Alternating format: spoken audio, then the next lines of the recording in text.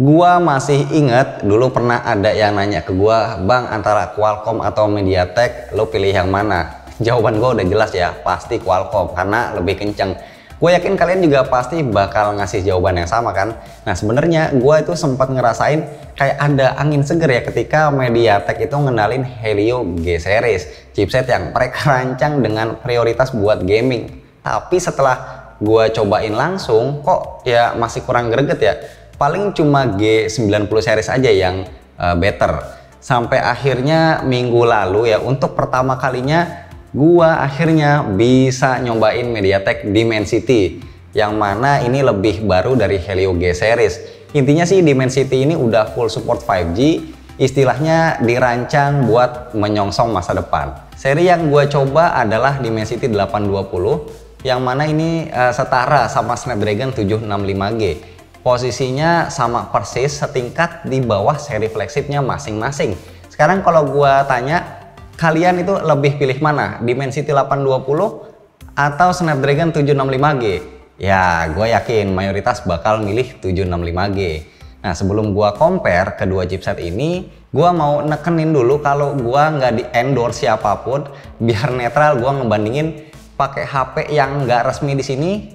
Ada Redmi 10X Pro dan OnePlus Nord, yang ini sama-sama pastinya gue beli sendiri. Oke, udah cukup intermezzonya. Sekarang kita langsung aja bandingin spek on paper antara Dimensity 820 versus Snapdragon 765G. Untuk arsitektur Dimensity 820 ini lebih simpel tapi lebih menjanjikan. Pakai 4 core Cortex A55 buat low power dan 4 core Cortex A76 buat high power. Sementara 765G ini punya 6 core Cortex A55 dan 2 core Cortex A76 yang clock speednya nggak sama alias beda satu sama lain. Nah terus clock speed siapa yang paling kencang? Jadi untuk maksimum clock speed ternyata nih Dimensity masih lebih kencang, yaitu 2,6 GHz lawan 2,4 GHz di 765G. Secara teknologi proses manufaktur atau fabrikasinya itu ada di level yang sama 7 nanometer. Gua nggak nyangka aja sih akhirnya MediaTek bisa pakai 7 nanometer. Karena sebelumnya Helio G90T aja kan itu masih 12 nanometer. Jadi ini lompatannya itu jauh banget ya.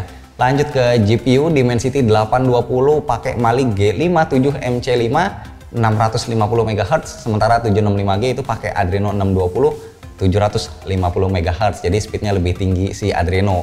Nah, selebihnya spek pendukung di kedua chipset ini relatif berimbang. Kalian bisa langsung aja ya baca sendiri. Sekarang saatnya buat langsung adu performanya pakai benchmark sintetis. Gue udah siapin Antutu versi terbaru, tapi kita fokus di skor CPU dan GPU aja. Jangan lihat overall score atau skor yang lain. Skor CPU dan GPU Dimensity 820 masing-masing 128 dan 124.000.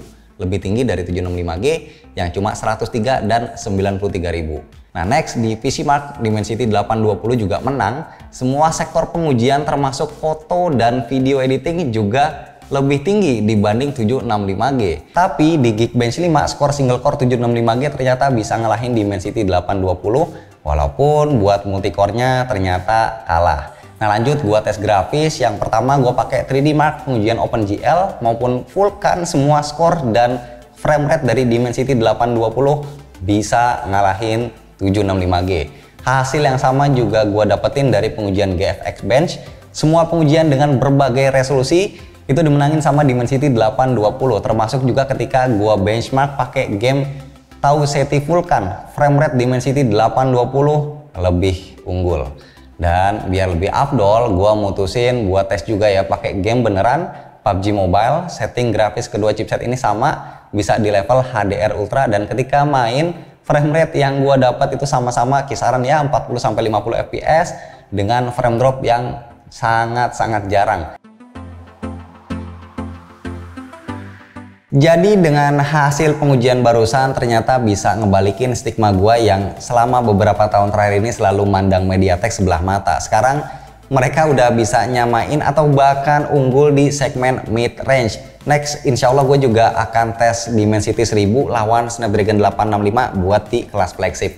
Gue sih senang-senang aja ya dengan kemajuan MediaTek, jadi kita punya lebih banyak pilihan chipset berkualitas. Gue yakin kedepannya MediaTek bisa push lebih jauh lagi secara mereka adalah perusahaan Taiwan yang rata-rata udah pengalaman dan akrab sama industri PC.